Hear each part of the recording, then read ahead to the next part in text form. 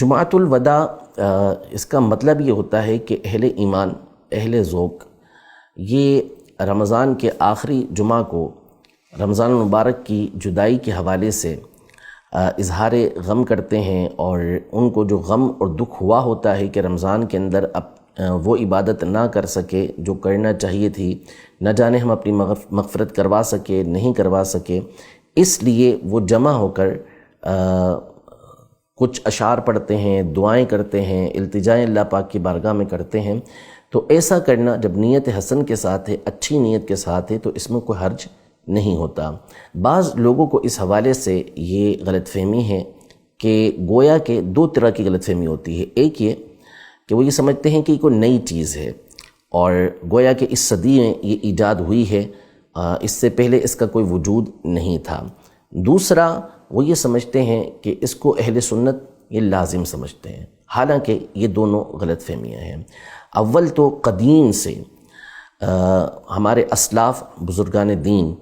وہ جمعۃ الوداع یا الوداع ماہ رمضان کے حوالے سے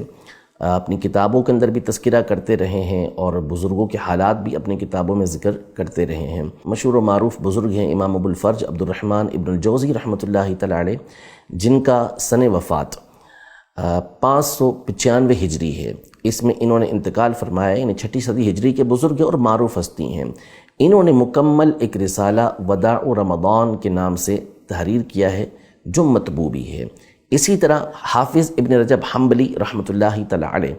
جو مشہور محدث ہیں، مشہور فقیہ ہیں، اور ان کا سن وفات 797 ہجری ہے، یعنی 8ویں صدی ہجری کے یہ بزرگ ہیں۔ انہوں نے اپنی کتاب لطائف المعارف کے اندر پورا ایک چیپٹر وداع رمضان کے حوالے سے تحریر کیا ہے، اور اس میں اسلاف کے واقعات ذکر کیے ہیں کہ کس طرح وہ رمضان کے جانے کا غم کرتے تھے اور رمضان کے آنے کا انتظار کیا کرتے تھے۔ یوں ہی حافظ ابن حجر حیثمی الشافعی رحمۃ اللہ تعالی علیہ، جن کا سن وفات 974 ہجری ہے، انہوں نے اپنا ایک خطبے کا مجموعہ ترتیب دیا جس کا نام ہے النخب الجلیلہ فی الخطب الجزیلہ۔ اس میں آپ نے ایک خطبہ جو ہے وہ خاص اس موضوع پر وداع رمضان کے حوالے سے لکھا ہے۔ یوں ہی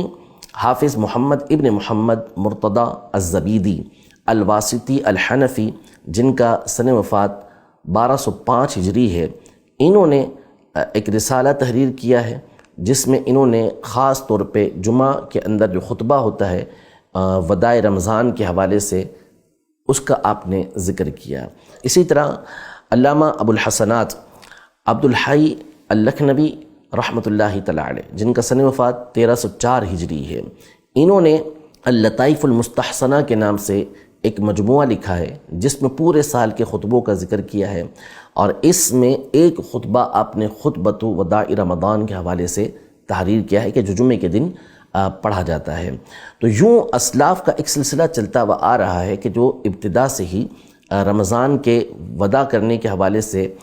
اور اس پر غم اور غم کی کیفیت کے اظہار کا تذکرہ کرتے آئے ہیں کہ ہم پورے مہینے